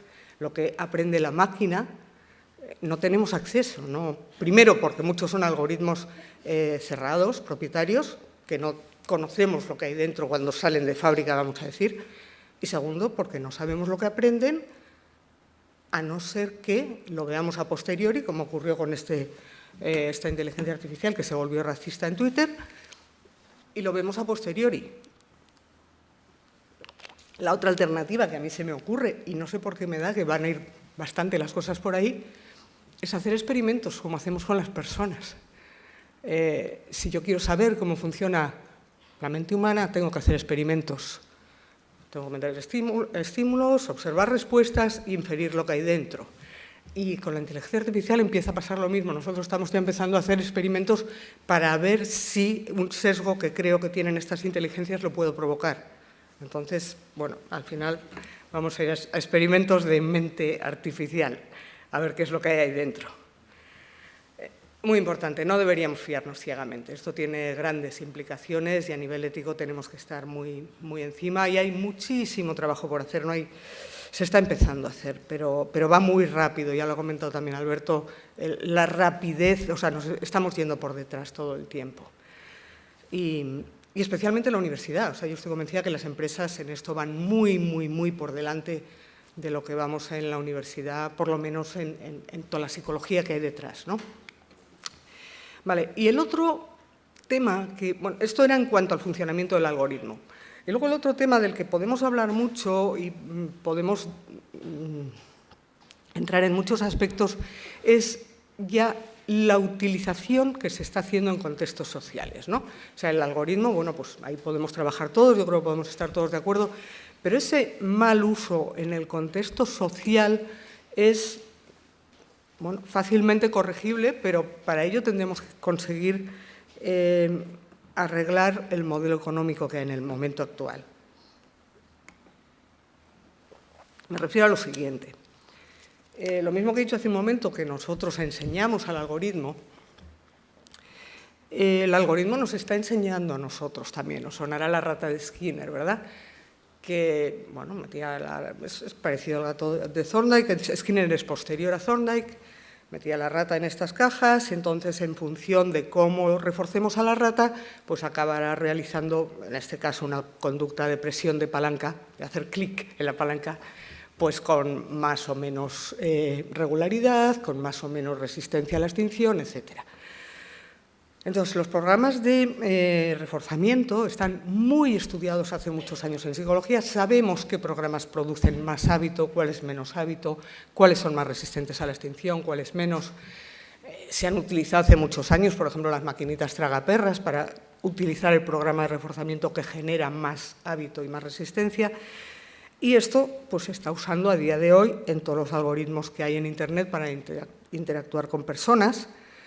Y, claro, ¿cuál es el objetivo de estos algoritmos? No estoy hablando de intenciones en el sentido humano, el algoritmo no tiene ninguna intención, pero sí tiene el objetivo de conseguir más humanos, más tiempo, haciendo clic en mi web. Y eso es muy fácil, es condicionamiento. Es condicionamiento. Y se está haciendo. Y si hablamos de ética, tenemos que tocar este tema y tenemos que ver cómo impedir esto, cómo controlarlo, cómo volver a tener el control, que hoy por hoy no lo tenemos. El otro aspecto que están explotando estos algoritmos, además del condicionamiento, son los sesgos cognitivos. No sé si os sonarán, son unos errores, son errores de razonamiento, no solo de razonamiento, de procesos cognitivos en general, que cometemos todas las personas. Nosotros lo hemos estudiado mucho en el laboratorio aquí en la universidad. Por poneros un ejemplo sencillo, no son errores normales. Si hablamos de una brújula que está estropeada nos puede llevar un día para el norte, otro día para el sur, otro día para el este. Pero eso no me interesan, esos son errores más o menos aleatorios. El sesgo es cuando tienes una brújula que está sesgada, que te lleva siempre un poquito al noroeste. Entonces, de ese sesgo no te das cuenta, porque vamos todos además un poquito sesgados al noroeste. Esos sesgos solo nos damos cuenta haciendo experimentos, no somos conscientes de ellos. Os puedo poner 1000 ejemplos, y hay ejemplos muy bonitos, luego os voy a dar algo de bibliografía si os interesa el tema. Pero esto es un ejemplo, ¿no? En este gráfico no está España, porque sabéis que España es un país muy especial en cuanto a donación de órganos, somos número 1 hace muchos años, por un sistema especialmente bueno. Pero fijaros en los demás países. Tenemos países que son un desastre en donación de órganos y otros que son estupendos. Y si empezáis a buscar similitudes entre los unos y los otros, pues no sé, mirar por ejemplo Alemania y Austria, que podemos pensar que son dos países similares. El uno es fantástico y el otro es un desastre. O mirar, yo qué sé, bueno, cualquiera de ellos. ¿Se os ocurre alguna diferencia entre estos países? Vale. La diferencia está en que hay países que traen por defecto marcada la casilla de que soy donante. Y una notita abajo al pie. Si no quieres ser donante, entonces tienes que hacer esto y esto y esto y esto. Esos son los países buenos en donación de órganos. Los otros son los que por defecto es no soy donante. O la casilla está en blanco. Si quieres ser donante, entonces tienes que hacer esto y esto y esto y esto. Y claro, se sabe, esto es un mero ejemplo de las implicaciones que puede tener una casilla que viene marcada o no por defecto. Y esto en Internet lo tenemos todos los días. Tú te compras una tableta nueva y tienes todas las casillas marcadas por defecto. Tienes que pasarte días configurando como tú quieres para recuperar un poquito de libertad, un poquito de ética, un poquito de dignidad. La gente no lo hacemos, no tenemos tiempo. No tenemos tiempo para estar marcando y desmarcando casillas. Pero, por ejemplo, algo muy fácil de hacer, no sé si a nivel de regulación, a nivel de leyes, a nivel de qué, sería tan fácil como decir, señores, lo que me vendan tiene que venir con las opciones por defecto que sean más beneficiosas para el usuario. Es así de fácil. Que el que luego quiera vender su alma, que la venda y que te ponga el clic, pero tú no se lo traigas ya puesto. Y no me digas que ha leído el consentimiento informado, porque sabemos que no lo ha leído. Entonces, todo eso en psicología, quiero decir, son cosas que se saben hace mucho tiempo y simplemente en Internet, en estos malos usos de la inteligencia artificial, se está explotando. Y yo creo que precisamente la comunidad de tecnologías de información en las universidades probablemente sois de las personas más interesadas en cambiar todo esto, en recuperar, y probablemente las empresas serias en inteligencia artificial son de las más interesadas en cambiar y en hacer que la gente podamos volver a fiarnos, porque yo creo que se está perdiendo la credibilidad precisamente por todos estos problemas, ¿no? Explotar los sesgos cognitivos, cuando los psicólogos lo que hemos hecho toda la vida es vamos a investigar los sesgos, ¿pero para qué? Para ayudar a la gente a corregirlos. Y ahora resulta que me vienen unos señores, unas empresas, y dicen, no, ya que sabemos cómo funcionan, vamos a explotarlos. Hombre, es un juego muy sucio, ¿no? Y la verdad es que duele cuando has trabajado en la parte contraria. Un ejemplo de cómo se podría hacer, por ejemplo, con niños, probablemente ya se está haciendo, con niños, pues traer las opciones por defecto de blogs, páginas web que podrían estar bloqueadas. Y este es otro ejemplo de los empujoncitos que igual os suena, de cómo podemos también empujar los sesgos cognitivos hacia el bien, en principio, ¿no? Y que también se utilizan en publicidad, se han utilizado toda la vida y que ahora se están pues, utilizando no tan bien, ¿no? Si tú vas a un supermercado y normalmente aquellas cosas que te colocan a la altura de los ojos son las que más fácilmente vas a comprar, a no ser que estés muy interesado en buscar algo que no está a la altura de los ojos y que está ahí abajo o que está ahí arriba, a no ser que estés muy interesado no lo vas a buscar. Entonces, esto, lógicamente, vosotros sabéis de diseño web, tiene también muchísimas implicaciones en un periódico, por ejemplo, según donde coloques las noticias, pues se van a ver más, se van a ver menos. Claro, antes, el colocar a la altura de los ojos era para todos igual. Entonces, a lo mejor yo voy buscando otra cosa, todavía quedaba, se están manipulando, se está empujando un poco, pero todavía queda cierta libertad.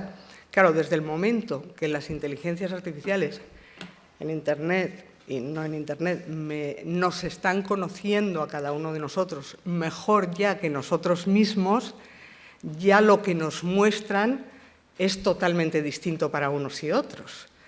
Entonces, claro, están pegándonos esos empujoncitos hacia donde quieren. No sabemos hacia dónde. Ni qué objetivos tenían cuando salieron de fábrica, ni qué es lo que han aprendido, pero sí nos están empujando. Somos muy vulnerables. Cuando digo que hay que conocer la mente humana, me refiero a que tenemos que conocer que somos muy, muy vulnerables a todas estas cosas. Es muy fácil condicionarnos, sesgarnos, etc. Para que veáis otro ejemplo, este es un experimento nuestro que hicimos hace muchos años, no tiene que ver con Internet, pero sobre el funcionamiento de estos sesgos en la mente humana. Veis que son dos grupos de estudiantes, uno está marcado en negro, el otro está marcado en blanco. La única diferencia en cuanto a la información que recibían era que los unos recibían la información positiva al principio sobre una cuestión de medicinas alternativas y demás, a ver qué acababan creyendo y qué acababan valorando. Los que están en negro recibían primero todos los testimonios positivos, vamos a decir, y luego los negativos, y los que están en blanco recibían primero los negativos y luego los positivos. La información que reciben es exactamente la misma. Testimonios, que les ha funcionado o no les ha funcionado el medicamento. Lo que está marcado, lo que muestra el gráfico, es lo que los estudiantes acaban pensando sobre ese producto. Fijaros que es grave. Lo único que nosotros hemos manipulado es el orden de presentación de la información. No quiero ni pensar lo que puede hacer un buscador cambiando el orden de manipulación de la información. Lo que te muestra primero te está sesgando mucho más de lo que pensamos. Y son cosas que hay que... las tenemos ya muy asumidas, las damos por válidas, pero son cosas que hay que incorporar al debate ético, en el que, dicho sea de paso, me parece la verdad fantástico el debate que habéis organizado aquí, porque yo creo que hasta ahora prácticamente no se, por lo menos la psicología no se ha metido mucho en el debate y prácticamente pues ha estado dominado por las personas que lo estabais haciendo, ¿no? La gente de la tecnología, los ingenieros. Cuando hay muchas cosas de otras áreas que son fundamentales y que yo creo que es muy importante que toda la sociedad empiece a entrar ya en el debate porque ya nos está afectando mucho a todos. Otro ejemplo de cómo se nos puede sesgar, tampoco tiene nada que ver con la inteligencia artificial, pero es fácilmente aplicable. Este es un experimento que se hizo en Estados Unidos con políticos o de derechas o de izquierdas. Los voluntarios del experimento también son o de derechas o de izquierdas. Y las imágenes que estáis viendo ahí son imágenes que habían salido en la prensa de alguna situación en la que está la imagen real y la imagen modificada, la imagen falsa. En estas imágenes falsas aparece un político en una situación comprometida.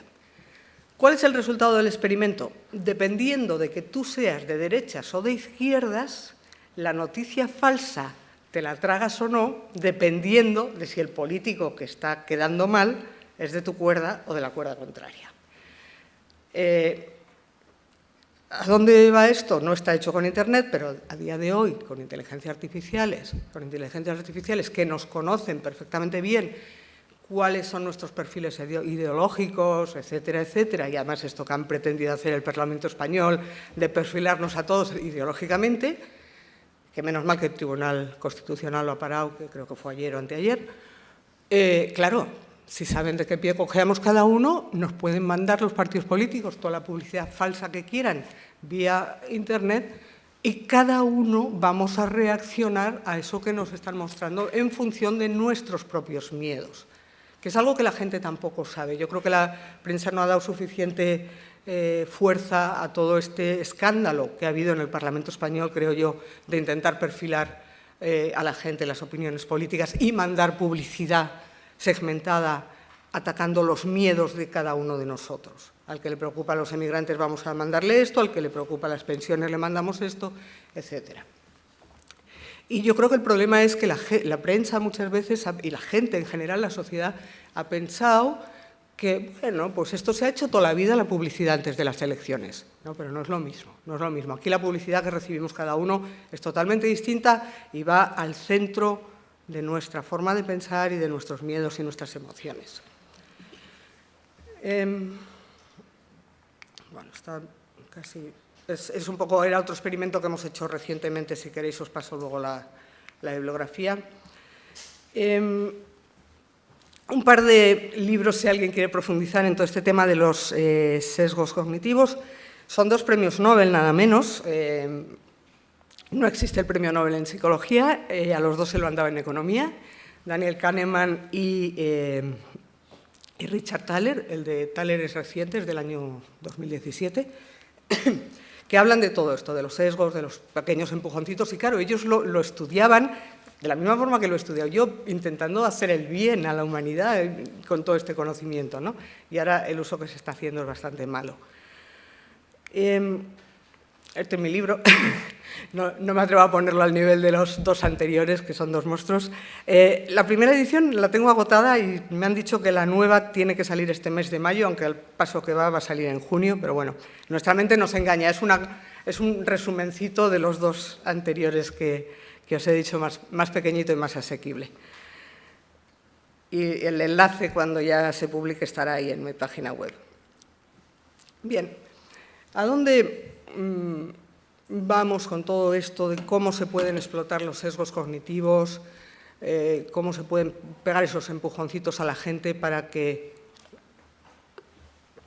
cuando he hablado de comprar ciertas cosas en el supermercado, hablo también de empujoncitos para, no sé, para que haya menos corrupción, para que la gente recicle más? Es decir, se puede usar para muchas cosas buenas y lo estáis usando para muchas cosas buenas, pero todos sabemos que no es lo normal a día de hoy. Y a día de hoy estamos perdiendo credibilidad. Y probablemente el mayor problema que hay ahora es lo que se está llamando ya la economía de la atención. La economía de este momento se basa en conseguir la atención de los humanos, que es muy escasa. Y las 4 empresas que dominan el mundo necesitan más y más y más atención de humanos que pasen más tiempo en su web, haciendo clic. El clic es lo que vale oro a día de hoy. Y todos estos algoritmos en este contexto social, en Internet, se están utilizando. Y es muy triste porque cuando hay tantos buenos aplicaciones en educación, en investigación, en salud, que haya luego esta economía de la atención, es terrible y además va a haber que cambiar este modelo, ¿no? Aquí, si queréis, la persona de referencia, si queréis leer más sobre esto, yo creo que es Tristan Harris. Fue ingeniero en Google y se dedica sobre todo a la parte de la ética de la tecnología y tiene algunas conferencias fantásticas en YouTube. Y también os recomendaría el libro de James Williams, que también va en esta dirección de qué podemos hacer en la economía de la atención para recuperar la libertad humana, ¿no? Para que no nos persigan de esta forma los los clics y las noticias falsas. O sea, llega un momento que lo único que vale dinero es el clic, da igual cuál sea el titular, da igual que sea verdad o mentira lo que nos están contando con tal de que entremos ahí. Y realmente hay que recuperar la ética en la sociedad humana y tiene que ser un debate global, efectivamente, como ya se ha dicho. Las implicaciones, fijaros, claro, cuando decimos que Facebook o las grandes empresas están haciendo experimentos, estoy hablando de experimentos que no tienen nada que ver con los que hacemos en las universidades en psicología. Estoy hablando de experimentos hechos con 61 millones de personas. Nosotros hacemos experimentitos, en todas vuestras universidades están haciendo experimentos mis colegas con 100 sujetos. Facebook los hace con 61 millones de personas. Nos llevan años luz. Intuimos lo que están haciendo. Publican ocasionalmente un experimento en el que dicen que han conseguido que vaya más gente a votar. No dicen si les han manipulado qué era lo que tenía que votar, pero sí dicen que han conseguido que vayan a votar. Y lo publican en revistas buenas, o sea, son experimentos buenos.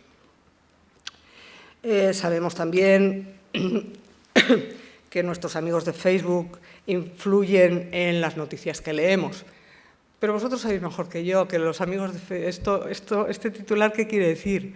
Los amigos de Facebook influyen en las noticias que leemos. No son los amigos, es el algoritmo de Facebook que decide qué amigos nos muestra, con qué mensajes, es el que decide qué noticias leemos. Eso nos va sesgando. Cuanto más conozcáis la mente humana, si os podéis a leer cosas de estas, veréis la capacidad de sesgo que hay, que es tremenda. Y esto es lo que os decía antes, las ciencias sociales, que nunca han tenido mucho impacto, lo sabéis en vuestras universidades, otras ciencias tienen mucho más impacto, pero es que a día de hoy las ciencias sociales tienen mucho impacto, la psicología, la sociología, a través de estas empresas, es lo malo. No es un conocimiento público en general, es un conocimiento que generalmente está en manos privadas y que además se está utilizando para manipular, para influir en la gente. Influyen también, y ya me centro ya en lo que es el mundo universitario, estos algoritmos influyen también en lo que leemos los investigadores, la ciencia que hacemos, porque cada vez más nos mandan, hey, ¿qué he encontrado este artículo que te interesa leer? Y tú dices, es verdad, qué interesante, me lo leo ahora mismo. Influyen en lo que leemos, influyen en lo que investigamos, lógicamente en lo que enseñamos. Si yo me formo de una manera, pues...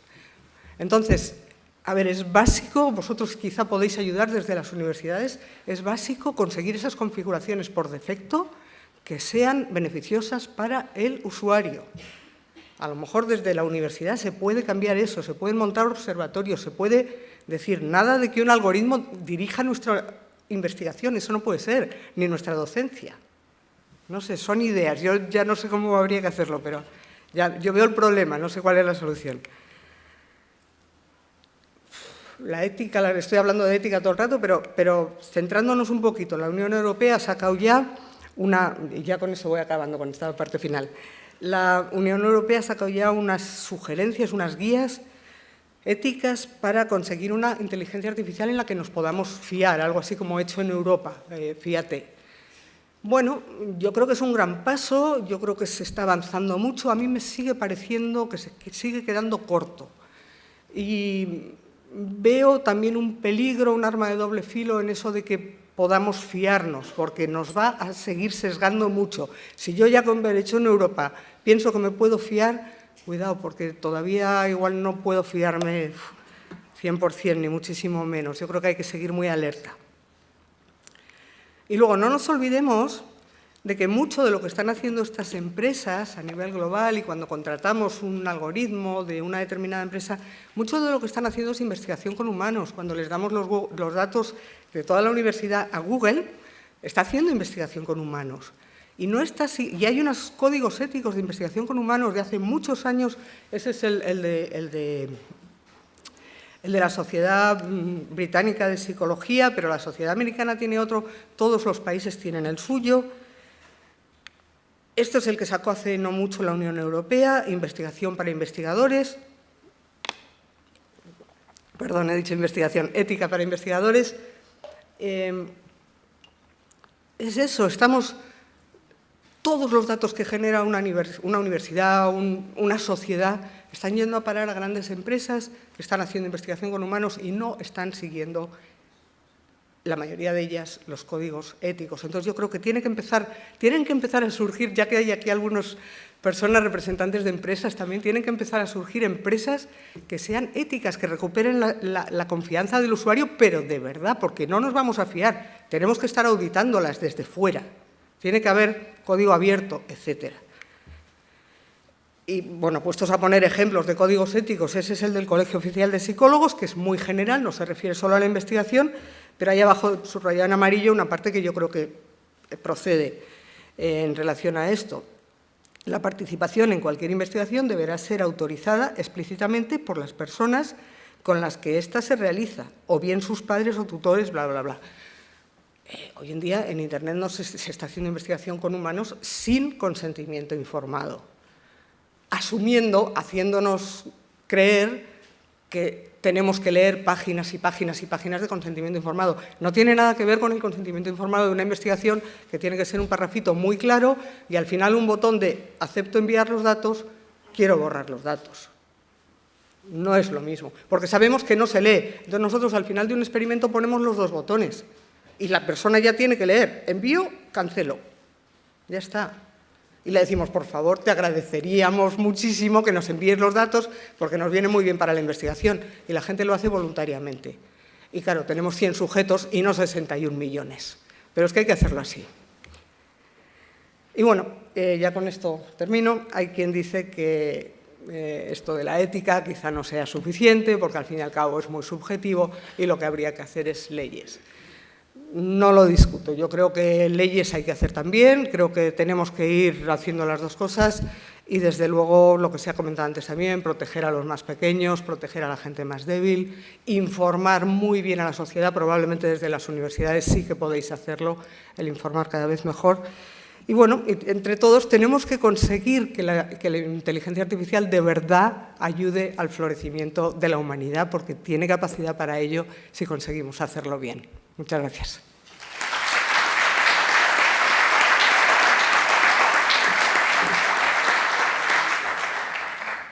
Muchas gracias, Elena. Es muy interesante este enfoque desde la psicología. Bueno, Iñaki, no vamos mal de tiempo. Tenemos quizás, si alguien quiere hacer alguna pregunta. Parece que hoy hay... O salisteis de copas ayer y hoy estás un poco resacosos o no estáis muy participativos. Pues nada, pues yo creo que entonces ha quedado perfectamente claro. Muchas gracias y otro aplauso.